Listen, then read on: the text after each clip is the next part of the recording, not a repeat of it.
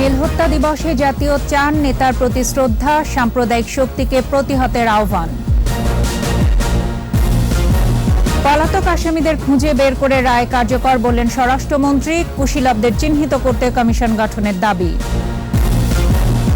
জলবায়ু উদ্বাস্তুদের দায়িত্ব ভাগ করে নিতে হবে, স্কটিশ পার্লামেন্টে প্রধানমন্ত্রী শেখ হাসিনা। কুমিল্লায় মন্দিরে হামলা মামলার 17 আসামি রিমান্ডে, ইকবাল সহ 4 জন ফের পুলিশ হেফাজতে। দুর্নীতির মামলায় 2.5 বছরে 400 কোটি টাকা বাজেয়াপ্ত, 2100 কোটি টাকার সম্পদ জব্দ।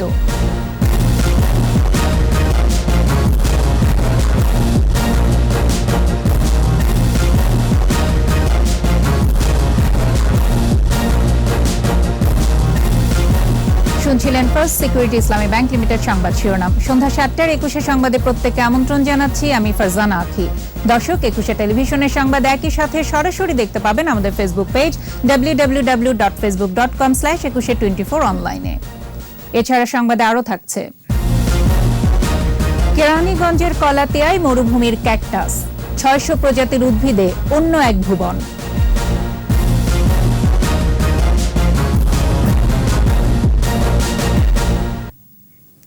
উগ্র সাম্প্রদায়িকতার মূলোৎপাটন করাই এখন বড় চ্যালেঞ্জ বলে মন্তব্য করেছেন আওয়ামী লীগ সাধারণ সম্পাদক ওবায়দুল কাদের। সাম্প্রদায়িকতা রুখতে সব গণতান্ত্রিক, দেশপ্রেমিক ও অসাম্প্রদায়িক শক্তিকে একত্রিত হবার আহ্বান জানিয়েছেন তিনি। আকবর হোসেন সুমনের রিপোর্ট। জেল হত্যা দিবসে বনানী কবরস্থানে জাতীয় 4 নেতার প্রতি শ্রদ্ধা জানায় আওয়ামী লীগ। বঙ্গবন্ধুর অন্যতম সহযোদ্ধা ছিলেন জাতীয় রাজনীতির অগ্রদূত তাজউদ্দিন আহমেদ, সৈয়দ নজরুল ইসলাম, এম মনসুর আলী আর কামরুজ্জামান। 1975 সালের 3রা নভেম্বর জেলের ভেতরে যাদের হত্যা করেছিল স্বাধীনতা বিরোধী সাম্প্রদায়িক চক্র। 4 নেতার স্মরণে কেন্দ্রীয় কার্যালয়ে সভা করে আওয়ামী লীগ। এই সরকার বিরুদ্ধে সংগ্রাম করতে ব্যর্থ হয়ে যারা সাম্প্রদায়িক উস্কানি দিয়ে ধর্মকে আবার রাজনৈতিকভাবে ব্যবহার করে দেশকে অস্থিতিশীল করার চক্রান্তে আছে। এই ধর্মান্ধরা, এই বিএনপি, এই যারা পাকিস্তানের লেজুর ভিত্তি করে বাংলার মাটি থেকে, তাদেরকে আমরা যেন উৎখাত করতে পারি। সাধারণ সম্পাদকের অভিযোগ, সাম্প্রদায়িক শক্তিকে পৃষ্ঠপোষকতা করছে বিএনপি।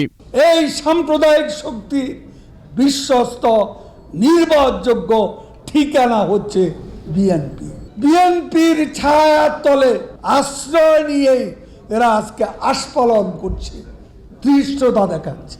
জাতীয় নির্বাচনে সংলাপের সুযোগ নেই, কোনো দলের জন্য অপেক্ষাও করবে না নির্বাচন, স্পষ্ট করেই জানিয়ে দেন তিনি। বিএনপি এলো কি এলো না সেটার উপর নির্বাচন নির্ভর করে না। এখন বড় বড় গলায় কথা বলছে যে এই নির্বাচনে অংশ নেব না, সংলাপেও যাব না। আপনাদেরকে কে ডেকেছে সংলাপে?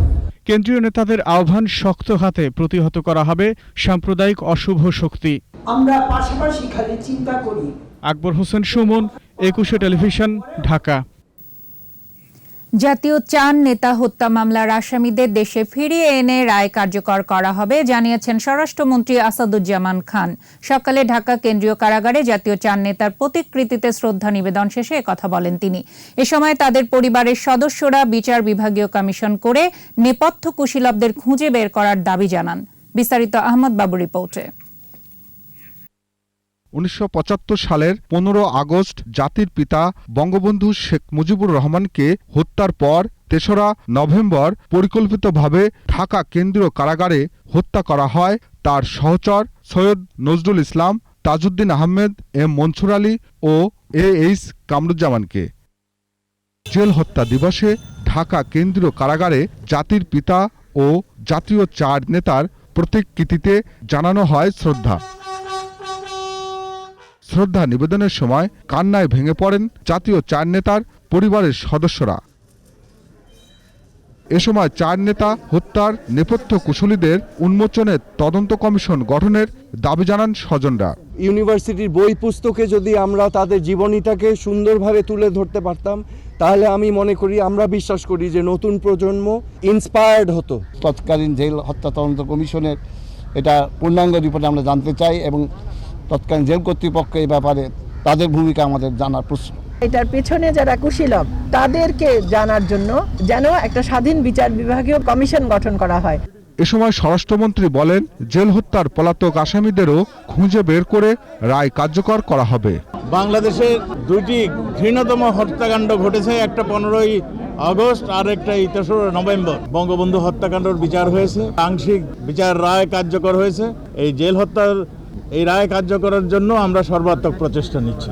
এছাড়া জিয়ার শাসনামলে 1977 সালে জেলখানায় অন্যায়ভাবে হত্যাকাণ্ডের শিকার সেনা ও বিমান বাহিনীর সদস্যদের পরিবারের প্রতি সমবেদনা জানান স্বরাষ্ট্রমন্ত্রী। সেনা বিদ্রোহের নামে 77 সনে হত্যার পরে তাদের ডেড বডিগুলোকে তাদের হাতে পৌঁছায় দেয়নি।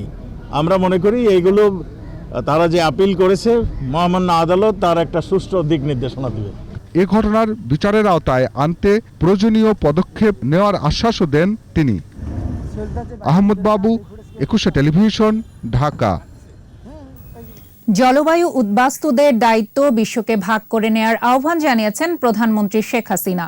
জলবায়ু ক্ষতি মোকাবেলায় উন্নয়নশীল দেশগুলোকে বছরে $100 বিলিয়ন প্রদানে উন্নত দেশগুলোর প্রতি অঙ্গীকার পূরণেরও আহ্বান জানিয়েছেন তিনি। গ্লাসগো থেকে সাইদুল ইসলামের পাঠানো তথ্য ও ছবি নিয়ে জসিম জুয়েলের রিপোর্ট। স্কটিশ পার্লামেন্টের এই অনুষ্ঠানে Bangladesh vision for global climate prosperity শিরোনামে মূল বক্তব্য উপস্থাপন করেন প্রধানমন্ত্রী শেখ হাসিনা। বলেন, জলবায়ু পরিবর্তনের প্রভাব থেকে কোনো দেশই মুক্ত নয়। ঘূর্ণিঝড়, ঋতু পরিবর্তন, নদী ভাঙন, জলবায়ু ঝুঁকিপূর্ণ দেশগুলোর মানুষের জীবন জীবিকার উপর নেতিবাচক প্রভাব ফেলেছে বলেও জানান তিনি। Extreme temperature, erratic rainfall, flood, drought, more instance tropical cyclones, sea level rise, seasonal variation, river erosion, ocean acidification are causing severe negative impacts on the lives and livelihoods of millions of people of Bangladesh and other climate vulnerable countries. প্রধানমন্ত্রী বলেন, প্রতি বছর বাংলাদেশের মোট উৎপাদনের 2% জলবায়ু পরিবর্তনের প্রভাবে নষ্ট হয়ে যায়, যা আগামী দশকে 9% হতে পারে বলেও আশঙ্কা তার। Every year 2% of our GDP is lost due to adverse impact of climate change, and it may go up to 90% in the coming decades. Bangladesh already has 6 million climatically displaced population with an additional burden of 1.1 million Myanmar Rohingyas.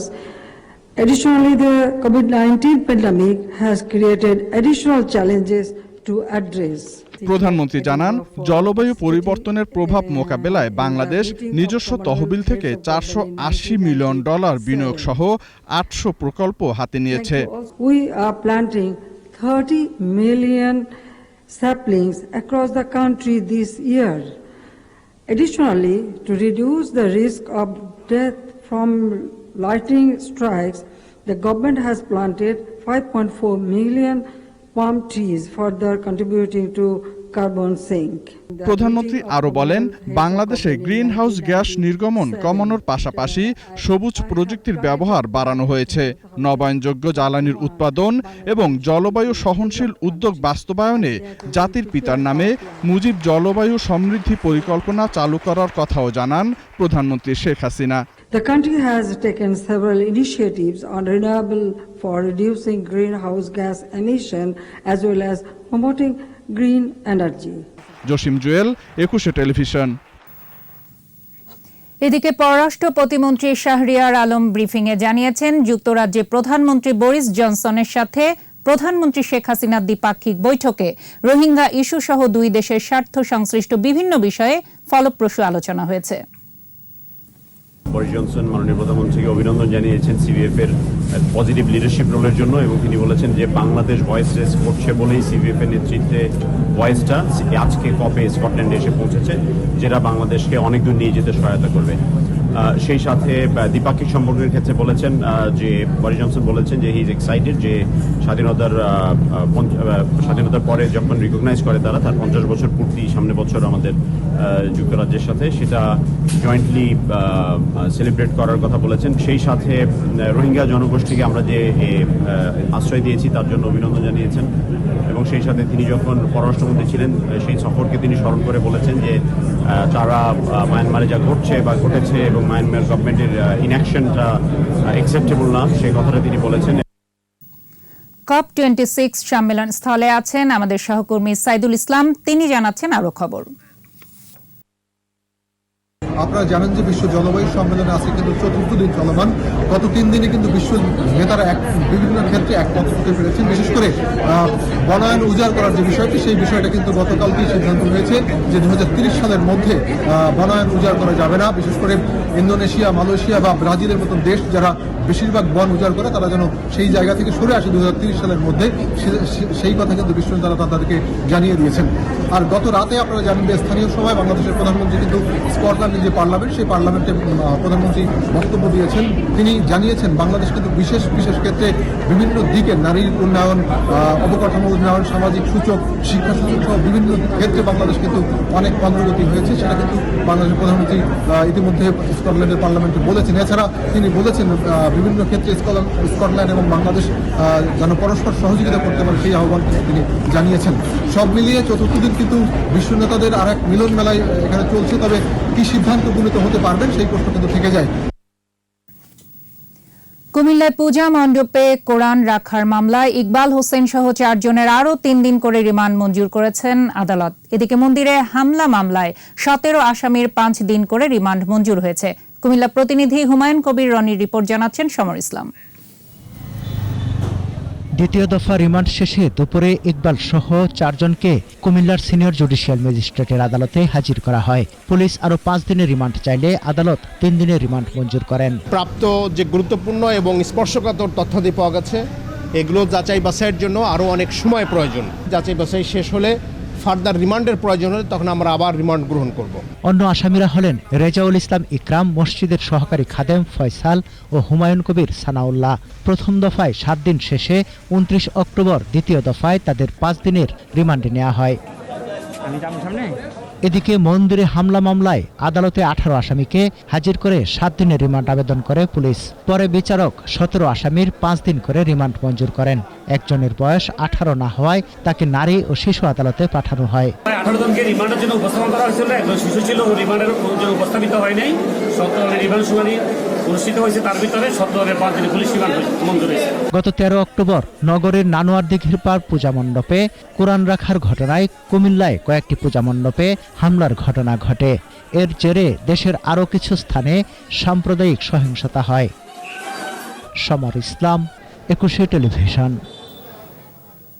2.5 বছরে দুর্নীতি দমন commission দুদকের মামলার রায়ে 450 কোটি টাকা সম্পত্তি বাজেয়াপ্ত করেছে আদালত। একই সময়ে স্থাবর অস্থাবর মিলে প্রায় 2100 কোটি টাকার সম্পত্তি জব্দ করা হয়েছে। বিস্তারিত জানাচ্ছেন মিনালা দিবা। ক্যাসিনো কাণ্ডে মামলায় যুবলীগের বহিষ্কৃত নেতা ইসমাইল চৌধুরী সম্রাট, জি.কে. শামীম সহ 24 আসামির প্রায় 582 কোটি টাকার স্থাবর অস্থাবর সম্পদ জব্দ করে দুদক। সংস্থাটি জানায় 2019 সাল থেকে চলতি বছরের সেপ্টেম্বর পর্যন্ত মামলা তদন্তাধীন অবস্থায় 400 একর জমি, 168টি বাড়ি, ফ্ল্যাট ও প্লট এবং 53টি গাড়ি জব্দ করা হয়। এ সময় স্থাবর অস্থাবর সব মিলিয়ে প্রায় 2100 কোটি টাকার সম্পত্তি যুক্ত হয় দুদকের জব্দ তালিকায়। 620 কোটি টাকার সম্পত্তি ক্রোক করেছে, ক্রোকের আদেশ দিয়েছেন এবং এই সম্পদ আমাদের সম্পদ ব্যবস্থাপনা ইউনিটের রেকর্ডভুক্ত আছে। এই 2000 কোটি টাকার উপরে যা অবরুদ্ধ করে রাখা আছে এবং ফ্রিজ করে রাখা আছে। এছাড়া অবরুদ্ধ করা আছে 1437 কোটি টাকার। 2.5 বছরে দুদকের মামলার রায়ে দুর্নীতিবাজদের প্রায় 450 কোটি টাকার সম্পদ বাজেয়াপ্ত করেন বিচারিক আদালত। আয়ের উপরে যদি সরকারের রাজস্ব না দেওয়া হয় তাহলে টাকা অবৈধ হয়ে যায়, সম্পদ অবৈধ। অবৈধ সম্পদ কাউকে ভোগ করতে দেয়া হবে না বলে জানায় দুদক। অবৈধ হলে সে অবৈধ সম্পদ তার ভোগ করার অধিকার থাকে না। মিনালা দিবা, 21 টেলিভিশন, ঢাকা। সময় হলো বিরতির, যখন ফিরছি তখন অন্যান্য খবরের সঙ্গে আরো যা থাকবে। হেফাজতের সাবেক যুগ্ম মহাসচিব মামুনুলের বিরুদ্ধে ধর্ষণ মামলার বিচার শুরু, 14 নভেম্বর সাক্ষ্য গ্রহণ। বকেয়া বেতনের দাবিতে 9 দিন ধরে শ্রম ভবন ঘিরে রেখেছে স্টাইল ক্রাফটের শ্রমিকরা, দ্রুত সমাধানের আশ্বাস।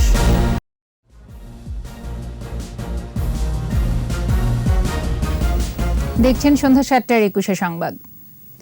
গণমাধ্যম কর্মী আইন প্রায় চূড়ান্ত, আগামী সংসদ অধিবেশনেই তা পাশের জন্য উত্থাপন করা হবে বলে জানিয়েছেন তথ্য ও সম্প্রচার মন্ত্রী ডক্টর হাসান মাহমুদ। সচিবালয়ে বাংলাদেশ ফেডারেল সাংবাদিক ইউনিয়ন BFUJ-র নির্বাচিত কমিটিকে অভিনন্দন জানিয়ে মন্ত্রী বলেন, সম্প্রচার আইনও প্রায় চূড়ান্ত। প্রতিটি সাংবাদিকের জন্য বীমা করার ব্যবস্থা করতে মালিকদের প্রতি আহ্বান জানান মন্ত্রী।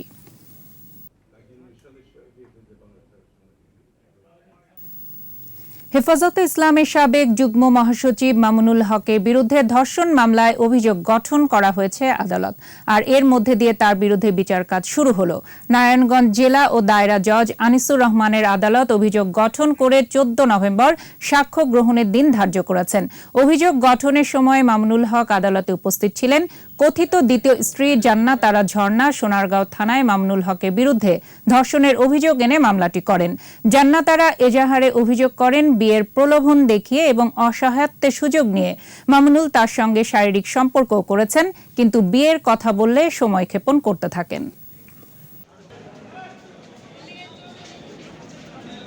জান্নাত আরা ঝর্ণা সোনারগাঁও থানায় এই ব্যাপারে একটা মামলা দায়ের করছে, সে বিস্তারিত ঘটনা লেখে এবং সেটা তদন্ত হওয়ার পরে চার্জশিট হয়েছে। চার্জশিটে তার মামুনুলের বিরুদ্ধে সেই ঘটনা প্রাথমিকভাবে প্রমাণিত হয়েছে। রংপুরের হারাগাছে পুলিশের নির্যাতনে নিহতের অভিযোগের ঘটনায় তদন্ত কমিটির প্রতিবেদন দাখিলের নির্দেশ দিয়েছেন হাইকোর্ট। 11 নভেম্বরের মধ্যে ময়নাতদন্ত প্রতিবেদন সহ এই প্রতিবেদন আদালতে দাখিল করতে হবে। বিচারপতি মামুনুর রহমান ও বিচারপতি খন্দকার দিলুরুজ্জামানের বেঞ্চ রুল সহ এ আদেশ দেন। শাকের আরজু রিপোর্ট।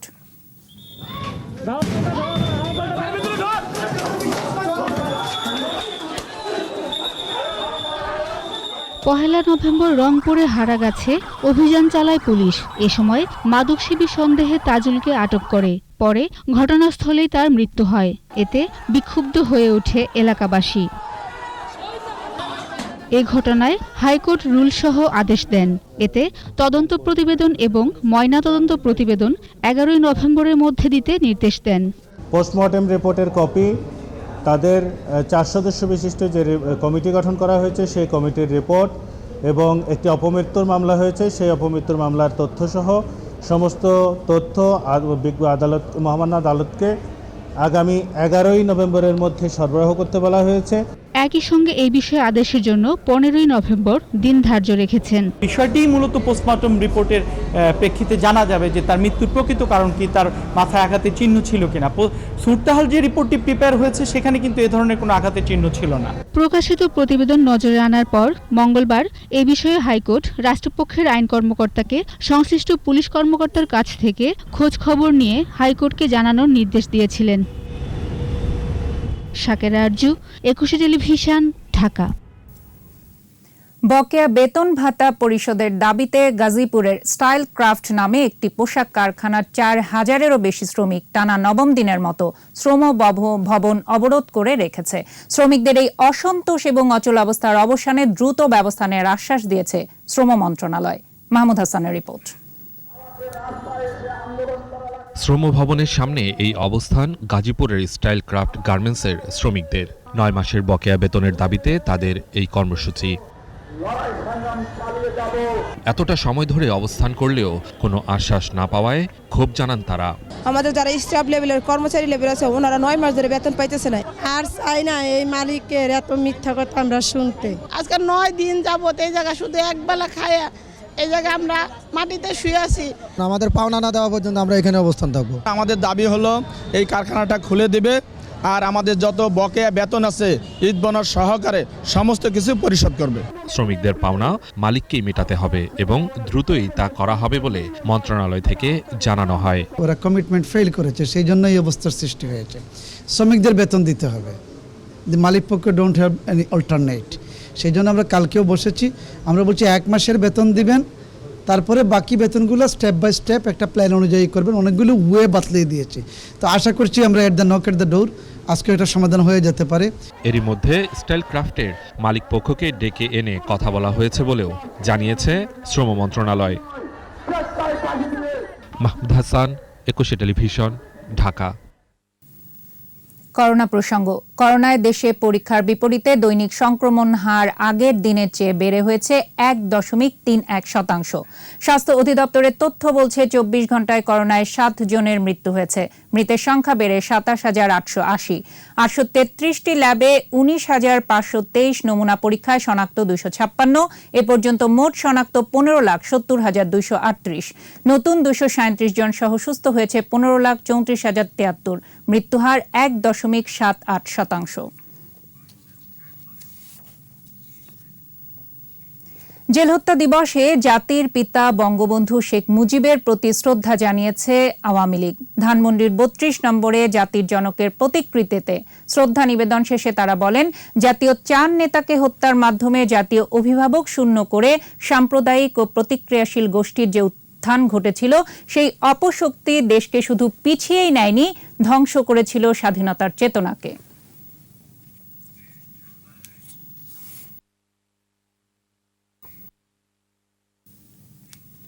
৭৫-এর 15 আগস্ট জাতির পিতাকে সপরিবারে হত্যার 2.5 মাসের মধ্যেই কারাগারের ভেতরে নির্মমভাবে হত্যা করা হয় জাতীয় 4 নেতা সৈয়দ নজরুল ইসলাম, তাজউদ্দিন আহমদ, ক্যাপ্টেন মনসুর আলী এবং AHM কামারুজ্জামানকে।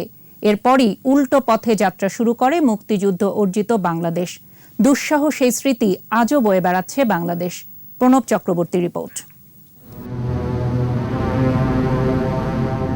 ৭৫-এর 15 আগস্টের কাল রাত বাঙালির জাতির পিতা বঙ্গবন্ধু শেখ মুজিবুর রহমানকে সপরিবারে হত্যা করে ঘাতকরা। রক্তাক্ত বাংলাদেশ। আওয়ামী লীগ নেতাকর্মীদের উপর নেমে আসে নির্যাতনের খড়গ। গ্রেপ্তার করা হয় জাতির পিতার 4 সহচর সৈয়দ নজরুল ইসলাম, তাজউদ্দিন আহমেদ, ক্যাপ্টেন M মনসুর আলী ও AHM কামরুজ্জামানকে। 2.5 মাসের মধ্যে জেলখানার ভেতরে খুনি মোস্তাক চক্র নির্মমভাবে হত্যা করে জাতীয় 4 নেতাকে। প্রথমবার যে গ্রেফতার করলো তখন যারা পড়ে গেল, মনসুর সাহেব জীবিত ছিলেন, তিনি গঙ্গার ছিলেন, পানি চাচ্ছিলেন। সেই অবস্থায় কথা শুনে ওরা আবার ফিরে এসে আবার ব্যায়নেট চার্জ করে গুলি করে আবার নির্মমভাবে তাদেরকে হত্যা করা হয়। দুঃসহ সেই স্মৃতি আজও বয়ে বেড়াচ্ছে বাংলাদেশ।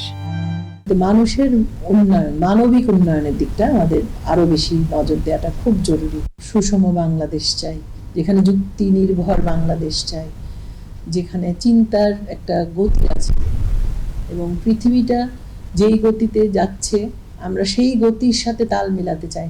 আমরা শুধু বাহবা চাই না, যে তাদের প্রতি শ্রদ্ধা যদি জানাই, যে কারণে তাদের আত্মাহুতি, সেই জায়গাটায় তাদের আত্মার হয়তো আমরা তাদেরকে একটু শান্তি দিতে পারবো। 4 জাতীয় নেতাকে হত্যার পর সামরিক স্বৈর শাসকরা দেশকে পাকিস্তানি ভাবধারায় নেয়ার চেষ্টা চালায়। যে ধারা এই দেশের রাজনীতির সূচনা হয়েছিল, সেই ধারাটা ছিল পাকিস্তানি ধারা, সেই ধারাটা ছিল সাম্প্রদায়িকতার ধারা। সেই বীজ এখনো রয়েছে এবং সুযোগ পেলেই তার মাথা চারা দিয়ে ওঠে।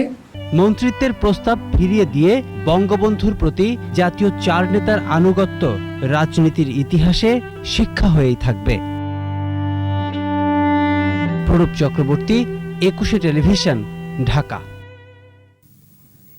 আমাদের বিশেষ আয়োজন আমার বাংলা।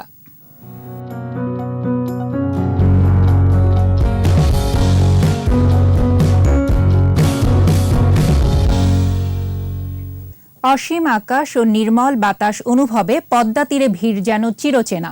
তাই সৌন্দর্য বাড়াতে রাজশাহী নগরের পদ্মার পাড়ে নানা স্থাপনা গড়ে তোলা হয়েছে, নেওয়া হয়েছে আরও প্রকল্প। হাসান আল মুবিনের ক্যামেরায় রাজশাহী বিভাগীয় প্রতিনিধি বদরুল হাসান লিটনের রিপোর্ট, জানাচ্ছেন রত্না জামান।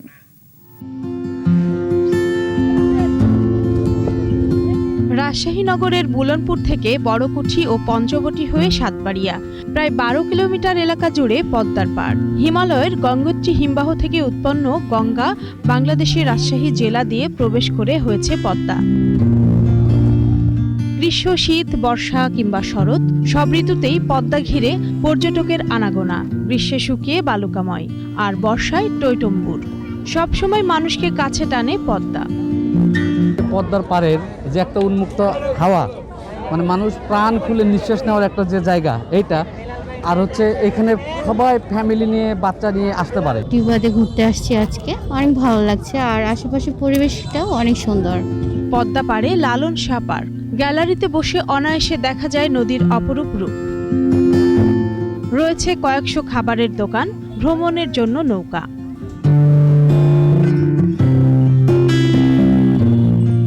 পদ্মার পাড় ঘিরে নতুন পরিকল্পনা নিয়ে সৌন্দর্য বাড়াতে নেওয়া হয়েছে নানা প্রকল্প। পদ্মা পার্ককে গড়ে আমাদের সভ্যতা, আমাদের বিনোদন এই অঞ্চলের মানুষের পাড়ের ধার দিয়ে আরও কিছু মানে সিঁড়ি করে দিয়ে কি আরও শোভাবর্ধন কার্যক্রম কীভাবে করলে, এখন আমরা এটা প্ল্যানিং পর্যায়ে আছে, আমাদের মাস্টার প্ল্যান আছে। নান্দনিকতা, পরিষ্কার পরিচ্ছন্নতার এক শৈল্পিক রূপ রাজশাহীর পদ্মা পাড়ের। রত্না সামান, 21 টেলিভিশন। আবারও বিরতি। যখন ফিরছি তখন অন্যান্য খবরের সঙ্গে আরও যা থাকবে। মধ্যপ্রাচ্য ও ইউরোপের দেশগুলোতে বাড়ছে দক্ষ জনশক্তির চাহিদা, কারিগরি সক্ষমতা উন্নয়নের পরামর্শ। সন্ধ্যা 7টার 21 সংবাদে আবারও আমন্ত্রণ। বিশ্বজুড়ে চাহিদা আছে দক্ষ শ্রমিকের, নেই শুধু বিশ্বমানের জনবল। বিশেষজ্ঞরা বলছেন, মধ্যপ্রাচ্য সহ অন্যান্য দেশে চিকিৎসক, নার্স, প্রকৌশলী, গাড়ি চালক সহ দক্ষ কৃষি শ্রমিক রপ্তানির সুযোগ বেড়েছে। মানিক শিকদারের রিপোর্ট। জনশক্তি কর্মসংস্থান ও প্রশিক্ষণ ব্যুরো BMET এর হিসেব বলছে 1976 থেকে 2020 সাল পর্যন্ত বিশ্বের বিভিন্ন দেশ থেকে প্রবাসী বাংলাদেশিরা প্রায় 232 বিলিয়ন মার্কিন ডলারের সমপরিমাণ অর্থ দেশে পাঠিয়েছেন, যার বেশিরভাগই আসে অদক্ষ হিসেবে প্রবাসে যাওয়া শ্রমিকদের শ্রমে ঘামে। অর্থনীতিবিদরা বলছেন, বাংলাদেশকে এখন দক্ষ ও প্রশিক্ষিত জনশক্তি রপ্তানিতে জোর দিতে হবে। এক্ষেত্রে ডাক্তার, নার্স, প্রকৌশলী, ড্রাইভার সহ দক্ষ কর্মী পাঠানোর উদ্যোগ নেওয়ার পরামর্শ তাদের। উপযুক্ত লোক পাঠাই, যে সেক্টরে পাঠাই, আমি ইন্ডাস্ট্রিয়াল লেবার পাঠাতে যদি ধরে রিকোয়ারমেন্ট থাকে কিংবা কনস্ট্রাকশন লেবার যদি থাকে, সেখানে যদি আমি দক্ষ পাঠাই, আমি এগ্রিকালচার বেসের যদি সিজনাল ওয়ার্কার সেটাও যদি পাঠাই, আমি সেটাও যাতে এটা তাদের মধ্যে দক্ষতার ছাপ থাকে। মধ্যপ্রাচ্য, আফ্রিকা ও ইউরোপের কিছু দেশে বাংলাদেশের শ্রমিকরা সবুজ বিপ্লবে ভূমিকা রাখছে। বৈশ্বিক প্রযুক্তি নির্ভর কৃষিতে দক্ষ জনবল প্রেরণের সম্ভাবনাও দেখছেন অর্থনীতিবিদ ও জনশক্তি রপ্তানি বিশেষজ্ঞরা। সৌদি আরব, ওমান, এক একটা বাংলাদেশের ছেলেমেয়েরা এক একটা কৃষি অঞ্চল তৈরি করে ফেলেছে। তারা নানা ধরনের সবজি, নানা ধরনের ফসল তৈরি করে একটা মরুভূমিকে সবুজ করে ফেলেছে। তো সুতরাং দারুণ সম্ভাবনা। এদিকে প্রযুক্তি ও কারিগরি সক্ষমতা উন্নয়নের মাধ্যমে দক্ষ কর্মী তৈরিতে কাজ করছে BMET, এমনটাই বলছেন সংস্থাটির মহাপরিচালক। কৃষি মডিউল আমাদের এখানে খুব বেশি নেই, কিন্তু শ্রমিক হিসাবে যখন কৃষি শ্রমিক আসবে, চাইবে বা ডিমান্ড আসবে, শর্ট কোর্স করিয়ে এই চাকরি পাওয়ার দিকে আমরা নিয়ে যেতে পারব। বেশিরভাগ প্রতিষ্ঠান শিক্ষা দেয়, দক্ষতা দেয় না, সক্ষমতা দেয় না, আর টিটিসি হচ্ছে আপনাকে সক্ষম করে তোলে। জনশক্তি রপ্তানি বৃদ্ধি ও শ্রমবাজার সম্প্রসারণে বিভিন্ন দেশে থাকা বাংলাদেশ মিশনগুলোর আরও সক্রিয় ভূমিকা পালনের সুযোগ আছে বলে মনে করছেন বিশেষজ্ঞরা। মানিক শিকদার, 21 টেলিভিশন, ঢাকা। চতুর্থ শিল্প বিপ্লব উপযোগী কারিগরি প্রশিক্ষণ হাতে নেয়ায় ইউসেপকে ধন্যবাদ জানিয়েছেন স্পিকার ডক্টর শিরিন শারমিন চৌধুরী। বুধবার ইউসেপ দিবস উপলক্ষে অনুষ্ঠানে অনলাইনে সংযুক্ত হয়ে তিনি বলেন, অ্যালন চেইনির প্রতিষ্ঠিত ইউসেপ 1972 সাল থেকে কারিগরি শিক্ষার প্রসারে কাজ করে যাচ্ছে। আইটি ভিত্তিক বেশ কিছু কোর্স চালু হওয়ায় সরকারের টেকসই উন্নয়ন লক্ষ্যমাত্রা অর্জনে সহায়ক হবে।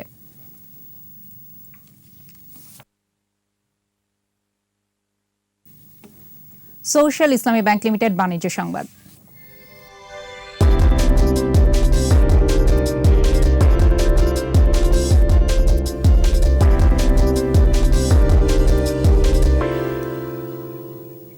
বেসরকারি খাতে শিল্প স্থাপন, কর্মসংস্থান সৃষ্টি এবং দেশের অর্থনীতিতে অবদান রাখায় ৬ বিভাগে ১৯টি শিল্প প্রতিষ্ঠানকে রাষ্ট্রপতি শিল্প উন্নয়ন পুরস্কারের জন্য নির্বাচিত করা হয়েছে।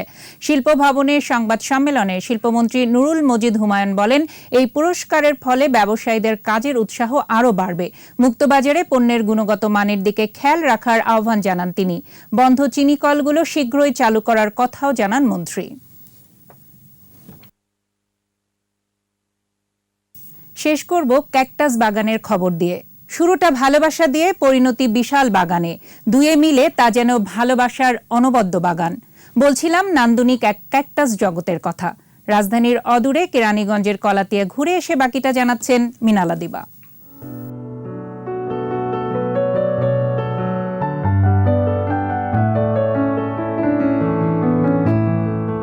ফুলের চেয়ে কাটাও ভালোবাসার অন্দরে হয়ে ওঠে অনবদ্য।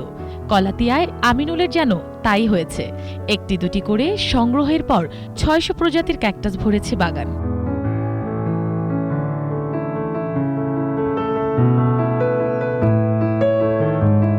পেশায় তড়িৎ প্রকৌশলী, কিশোরকালে বিভোর ছিলেন ফুল বাগানের স্বপ্নে।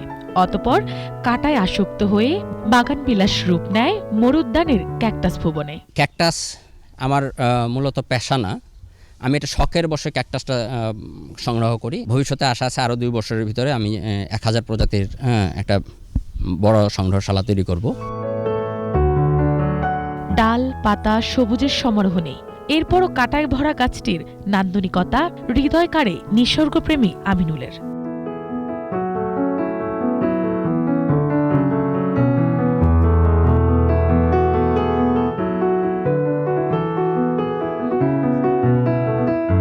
বাসলতা, শাপলা, পদ্মসহ শতেক ফুলের সমারোহ ক্যাকটাস বাগানে। আছে হরেক প্রজাতির অর্কিড আর 36 জাতের জবা ফুল। প্রজাপতির দল তাতে দোলও খেলে সারাক্ষণ।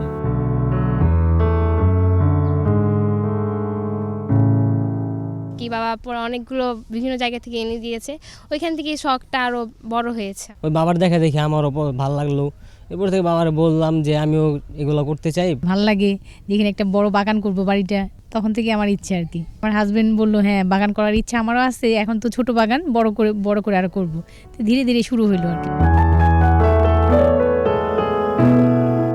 দেখে মনে হতে পারে পরিবার জুড়েই বোধ হয় ক্যাকটাসের গল্প, কিন্তু না, বাগানের পাশাপাশি আছে আরো সবুজের গল্প।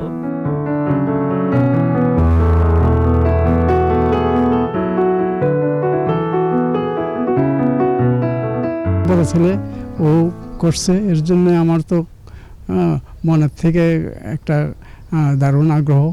ছেলে বাগান করেছি, বহুত ভালো লাগে। হ্যাঁ, আসে সবাই, আসে লোকজন আসে দেখে।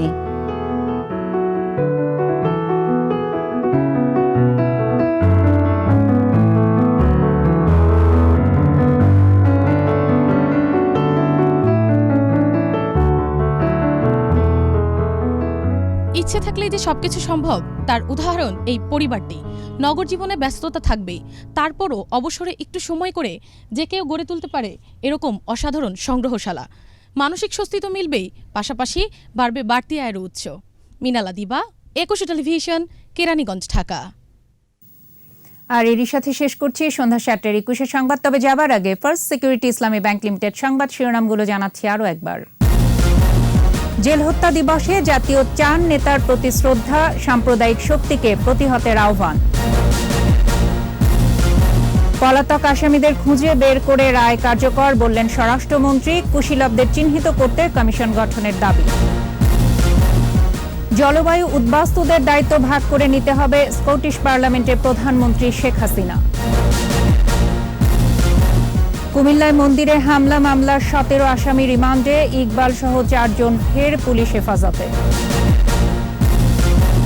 এবং দুর্নীতির মামলায় 2.5 বছরে 400 কোটি টাকা বাজেয়াপ্ত, 2100 কোটি টাকার সম্পদ জব্দ।